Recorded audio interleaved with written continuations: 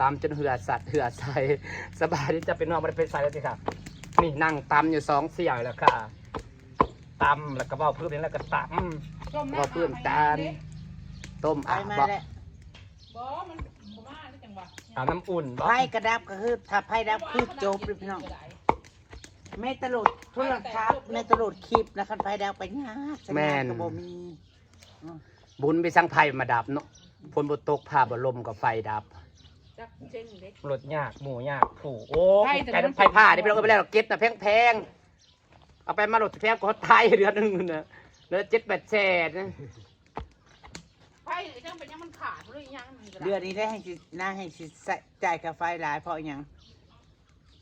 หดน้ำหดสวนหดผัก แต่ว่าแอร์บ่ได้เปิดเลยได้ แม่น เดือนนี้ถ้าเบิ่งแล้วค่าไฟมันสิถือบ่พี่น้อง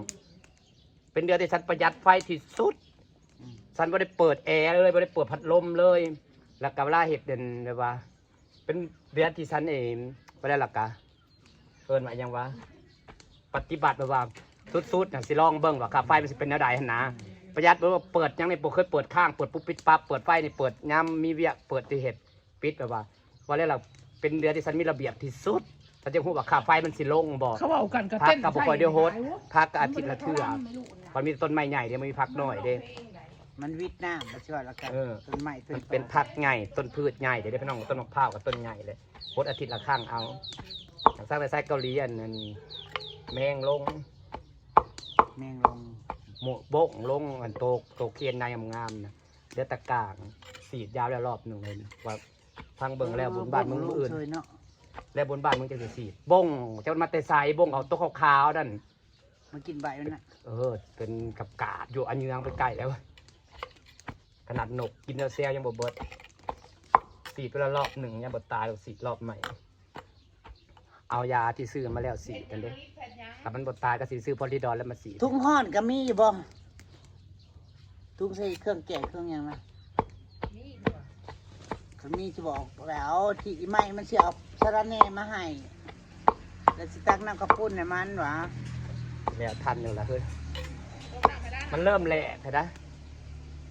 บ่ทันมาก มึงสิเห็ดให้ร้อย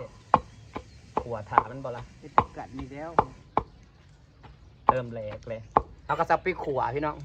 3 เดือนเอาไปขวใส่พริกแกงอยู่ ขั่ว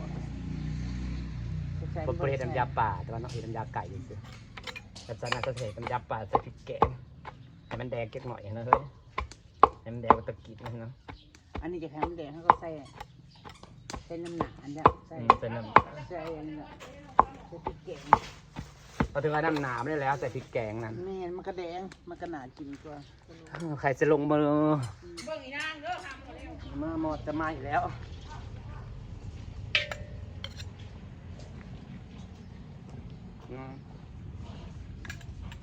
ใส่ก็ได้ แกงมาเลยน้อยพริกแกงมา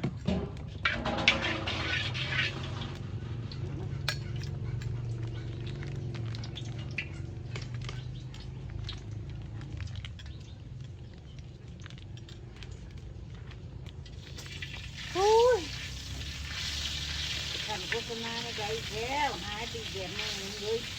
อย่าลงมาไอ้ลูกอย่าลงมาไหนอย่าลงมาน้องปัดในน้ำไว้ถึงว่าที่แบบ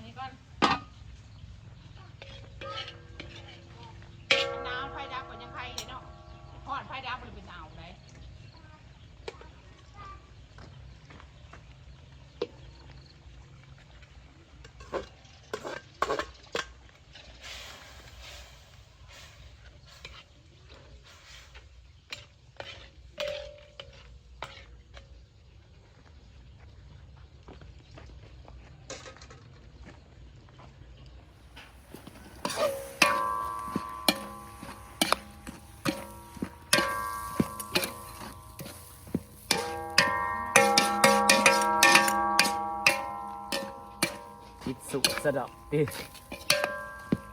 กะทิเด้สะเฮ้ยกะทิเด้สะ ก็ใส่แต่ว่ามันก็ใส่เอา เรามันนั่นไหมว่ามันสิแห้ง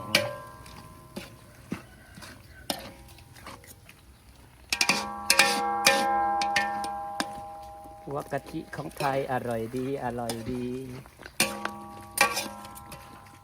นี่ ตะกี้เขาเอิ้นผู้ชายพวกแมงดาเขาเอิ้นกะทิชาวเกาะพวกชาวเกาะอะไรประมาณนี้ อ๋อความหมายแบบเนี่ยแบบนี้ พวกชาวเกาะอะไรประมาณ สาว นี้ เกาะกะทิสาวเกาะ กะทิชาวเกาะ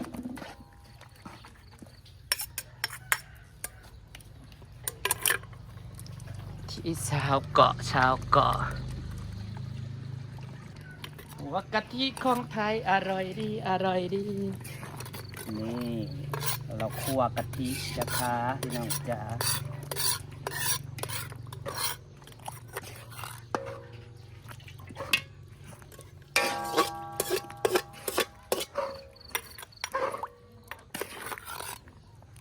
สีเข้มข้นขนาด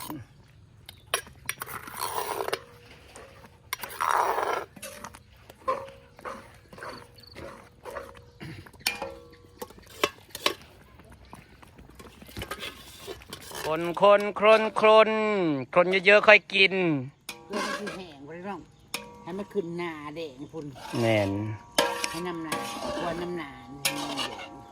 ป้าโดยสับสีเข้มข้นเพราะว่าหมออันนี้เอง มันบ่แดงหรอก โปรแดงใส่อีกว่าสักฟิกไปพอแรกก็ว่า ก็น้ำมันควรนะก่อนนี่แหละมันควรลงก่อนเลย ก็ขัวนั่นแหละก่อนเราขัวพริกแกงก่อนใส่ไปครึ่งหนึ่งไอ้เด้เหลือครึ่งหนึ่ง เพื่อนบ่แดงนี่ โปรแดงก็ใส่อีกถ้าเบิ่งก่อน เขาจะขวานให้มันแดงก่อน พริกแกงก็ขัวสันได้ แล้วสิขวพริกป่นก่อนมั้ง ก็นี่แหละก็ใส่ลงไปแล้วแล้วสิเป็นหยัง มันบ่แดง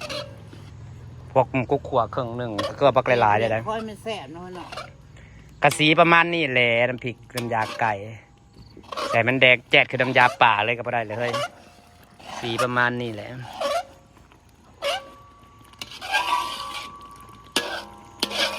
อยากกิน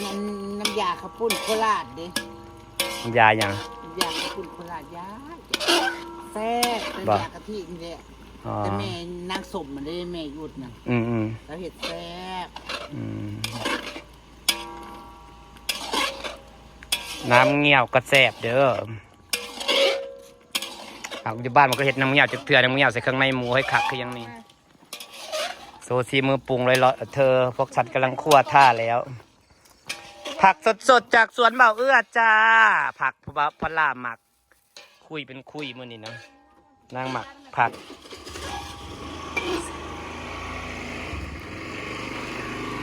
ยั่วๆผักยั่วๆพอได้กินผักกันเบาเอื้อแล้วก็มีกระหล่ำเลยเนาะกระหล่ำเป็นหัวแล้วเบาหอมผัก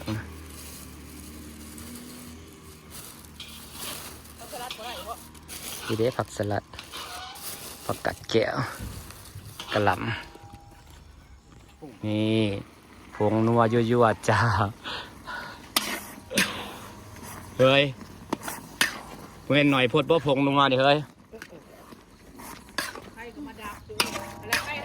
เอาไฟโซลาร์เซลล์ใหม่100ให้ได้100เอามาใส่เลยแล้วพอไฟตีมันเสียเหมือนตี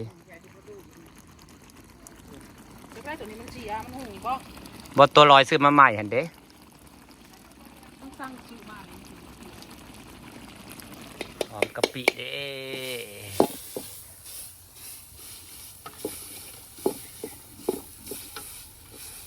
3 สั่ง4 สั่งบ่แสบใครบรรลุไป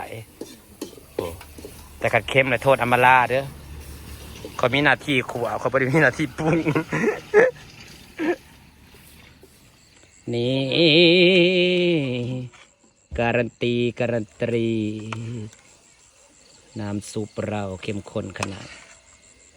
ว้า เบิ่งเขาเล่าก็คือ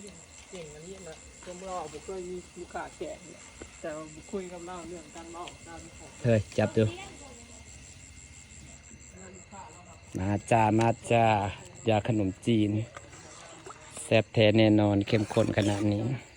แต่ความเผ็ดบ่ได้บ่ผ่าน พุ่นน่ะเต็มหมอบักใหญ่โอ้โหสูตรนี่สีแดงงามจังเลยพี่น้องจ๋ามากินน้ำกันเด้อจ้าจั่วๆนี่ปลาไปตาแซ่บไปเลยน้ำลายแตกเลยอ่ะมาจ้าอยากกันสีกับพอดีงามขนาด พอดีบ่ พอดีแล้ว อย่ามามึงหอยไว้อย่างนี้มันจะหล่น ขามันอยู่ในกล่องเนาะอ้อยขามันอยู่ในกล่องนะมาหันใส่โลด มัดไว้น้ ฝากบรรยากาศไว้สำนิทนะจ๊ะพี่น้องเจ้าจะไปรุยกินแล้วนะครับสีเป็นแสบขนาด